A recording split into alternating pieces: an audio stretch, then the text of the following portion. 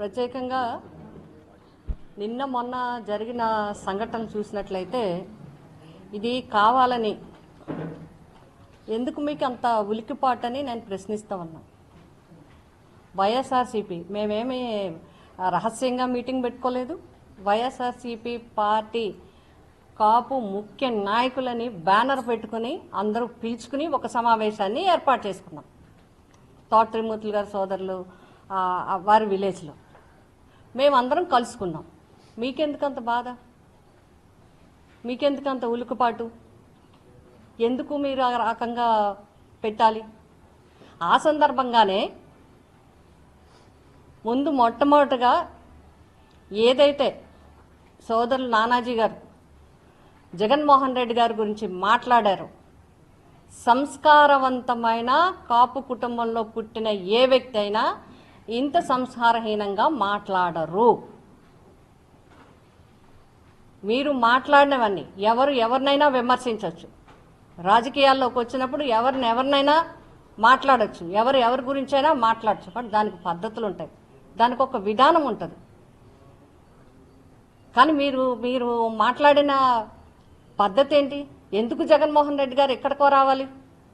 ఎందుకు జగన్మోహన్ రెడ్డి గారు మీరు పిలిస్తే రావాలి?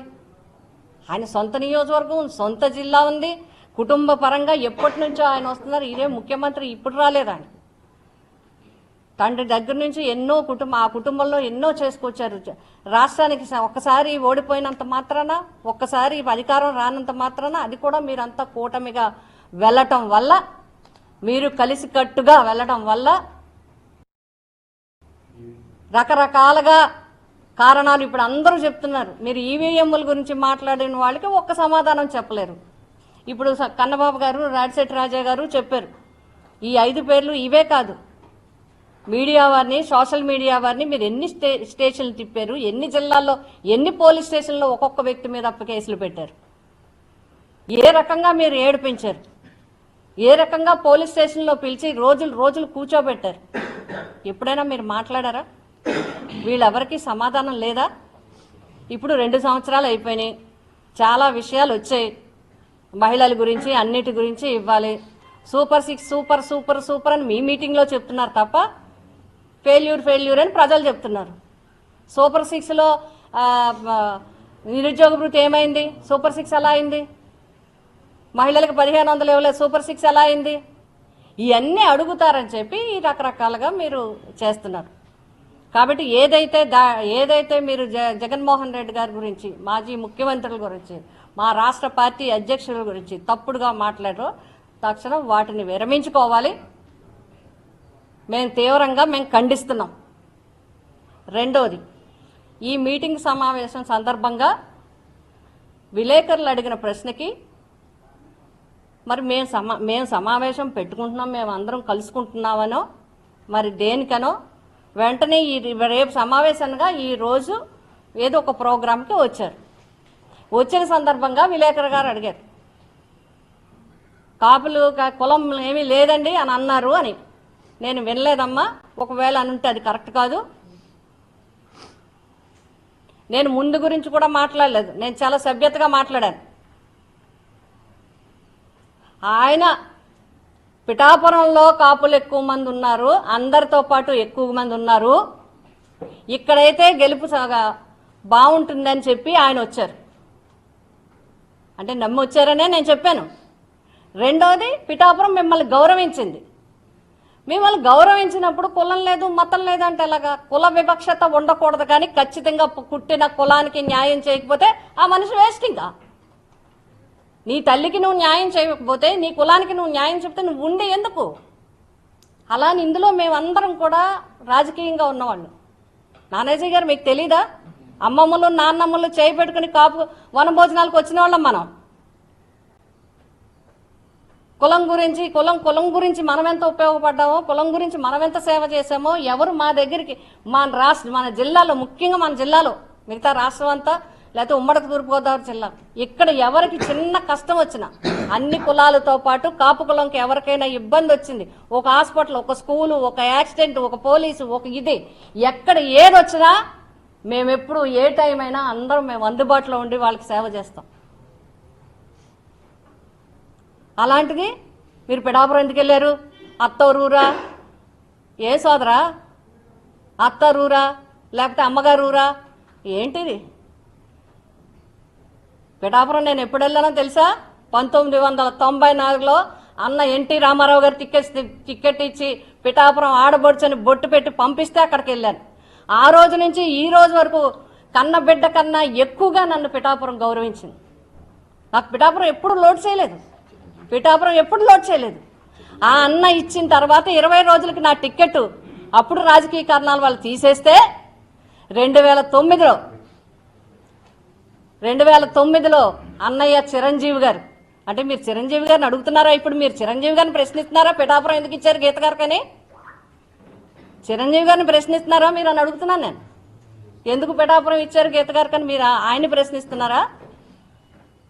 294 సీట్లుంటే మీరు 175లో 21 ఎక్కారు. మీరు 294లో 18 మంది నెగ్గితే పిఠాపురం నెగ్గించింది. ఎందుకంటే చిరంజీవి గారిని, వంగా గీత గారిని కాదు, ఆ రోజు చిరంజీవి గారి మీద ఉన్న అభిమానంతో నా ఎప్రోచ్తో ఆ రోజు నాకు ఇప్పటికీ అదే చెప్తాం. మేము మొన్న దాంట్లో కూడా మీరు చిరంజీవి గారినే ఉపయోగించుకున్నారు. అప్పుడు ప్రజారాజ్యమైనా ఇప్పుడు జనసేన చిరంజీవి గారి మాట ఇవ్వటం వల్ల మొన్న పిఠాపురం అంతా కూడా నెగ్గించారు. పోనీ మీరు చెప్తాను, మీరే అంటున్నారు పిఠాపురం మీరు ఎందుకు వెళ్ళారు? పిఠాపురం ఆయన ఎందుకు వచ్చారు చెప్పండి. పిఠాపురంలో కాపులు ఎవరు లేరు, కాపులు మాకేమో అభిమానం కాదు, మేమేం పిఠాపురం అందుకు రాలేదని చెప్పమనండి. ఎందుకంటే మీరు పవన్ కళ్యాణ్ గారిని ప్రశ్నార్థకంలో పెడతారు? ఇలాగే అడ్డదిడ్డంగా మాట్లాడే అలాంటి ఆయన ఏమన్నారు మొన్న వచ్చి, నాకు 21 మంది ఎమ్మెల్యేలు ఉన్నారు, 3 ఎంపీలు ఉన్నారు, ఇంతమంది ఉన్నారు, ఎవరూ మాట్లాడట్లేదు, నేనే వచ్చి మాట్లాడుకోవాల్సి వస్తుంది అన్నారు. ఆ ప్రెస్టేషన్తో మీరు ఏది పడితే అది జగన్ గారిని అందరినీ మాట్లాడుతున్నారు. ఎందుకు అంటున్నాను నేను. ఇంకొకటి, మీరు ఏది వంకరగా తీసి మేము మాట్లాడిన అన్నీ తీసి వంకర పెడతారా చెప్పండి అనాజీ గారు? మేము మొన్న జరిగిన మీటింగ్ ఏంటి? మేము అందరూ ఉన్నారు అక్కడ. 8 మంది 7 ఎక్స్ మినిస్టర్లు ఉన్నారు, 1 deputy CM, X deputy CM ఉన్నారు, ఎంపీలు, ఎక్స్ ఎమ్మెల్యేలు, ప్రజెంట్ ఎమ్మెల్సీలు అందరూ ఉన్నారు. బొత్స సత్యనారాయణ గారు ఫ్లోర్ లీడరు, ఆయన ప్రతిపక్ష నాయకుడు ఆయన ఉన్నారు, అనేక మంది చైర్మన్లు అందరూ వచ్చారు. వీళ్ళందరినీ అంటే కాపులు కుక్కల కింద పోలిస్తారా? కాపుల్ని కుక్కలతో పోల్చడం సమంజసమా? నిజమైన కాపు బిడ్డ మాట్లాడవలసిన మాట ఇదేనా? మీకు తెలీదా కాపులు ఎలా ఉంటారో? కాపులు ఒక మాట పడరు, ఒక మాట అనరు. అలాంటిది మీరు ఈ రకంగా మాట్లాడడం ఎంత తప్పు? దీన్ని కూడా మేము తీవ్రంగా ఖండిస్తున్నాం. ఈ విషయానికి క్షమాపణ చెప్పాలి. మీరు మీ మాటలని వెనక్కి తీసుకోవాలి, క్షమాపణ చెప్పాలి. ఆడబడుచుగా నేను అడుగుతున్నాను, ఈ రకంగానా? రెండోది, మేమేమి చర్చించలేదంట, ఏదో గబగబా మాట్లాడేసామంట. అసలు నేను ఇందాకనే అడుగుతున్నాను, మీకెందుకు ఉలికిపాటు? రేపు తెలుగుదేశం వాళ్ళు కూర్చుంటారు, ఆల్రెడీ వాళ్ళు రహస్యంగా కూర్చుంటున్నారు, వాళ్ళు ఆల్రెడీ వాళ్ళ ప్రయత్నం వాళ్ళు చేసుకుంటున్నారు. మేమేదో మా కార్యక్రమం మా పార్టీ పరంగా మేము తీసుకున్నాం, మీకెందుకు? మేము అడిగిన ఎజెండా ఏం కనపడలేదా? కన్నబాబు గారు లాస్ట్లో అందరితో చర్చించి చదివిన ఎజెండా మీకు వినపడలేదా? ఏది కాపు నేస్తాం, ఏది ప్రజలకు కాపులకి ఇస్తానన్న ఏవి విదేశీ విద్యేది ఏది? ఏవి వరుసగా చెప్పండి. మీరు మేము ఇది చేసామని చెప్పండి. కాపు కార్పొరేషన్ యాక్టివిటీ ఏది? 3,000 కోట్లు ఏవి సంవత్సరానికి? 9,000 కోట్ల రూపాయలు ఏవి? ఇవేమీ చెప్పట్లేదు. పెద్దలిద్దరూ చెప్పినట్టుగా, మా సోదరులు ఇద్దరూ చెప్పినట్టుగా డైవర్షన్ చేయాలి. అందుకే సోదరా నేను చెప్తున్నాను, మీరు ఆవేశంలో ఉద్రేకంగా ఇదేదో గట్టిగా ఉంటుందని మాట్లాడినా కరెక్ట్ కాదు. అది మన కాపులు మాట్లాడాల్సిన మాట కాదు. ప్రజాప్రతినిధిగా ఇలా మాట్లాడడం కరెక్ట్ కాదు. నేను ముందే చెప్తున్నాను, పిఠాపురం నా సొంతం. నేను డిక్లేర్ చేశాను మొన్న ఎలక్షన్లో కూడా, జగన్ గారి సమక్షంలో డిక్లేర్ చేశాను. మీరు అడిగిన సందర్భం గురించి నేను చెప్తున్నాను. రేపు నేను చనిపోతే నా క్రియలు కూడా అక్కడే జరుగుతాయి. ఆల్రెడీ నేను రాసే పెట్టుకున్నాను. ఎందుకంటే అది నేను పుట్టిన గ్రామం. చచ్చిపోతే మళ్ళీ అక్కడే పుడతాను. నేను ఇప్పుడే అనుకుంటున్నారా మళ్ళీ పుడతాను? మళ్ళీ పుడతాను నేను. ఎందుకంటే ఇప్పుడు అక్కడ ఇక్కడ పెడితే మీలాంటి వాళ్ళుగా మొన్నదాకా మా వరం తమ్ముడు అనేవాడు. ఎందుకులే నేను సమాధానం చెప్పడం అని అనుకున్నా. 94 నుంచి నేను అంతకు ముందు నుంచి 1985 నుంచి నేను డిగ్రీలో మ్యారేజ్ అయిన దగ్గర నుంచి రాజకీయాల్లో మా విశ్వనాథ్ గారు కూడా ఉన్నాను. నేను 95లో 10 సంవత్సరాలు కార్యకర్తగా పనిచేస్తే జిల్లా పరిషత్ చైర్మన్ అయ్యాను నేను.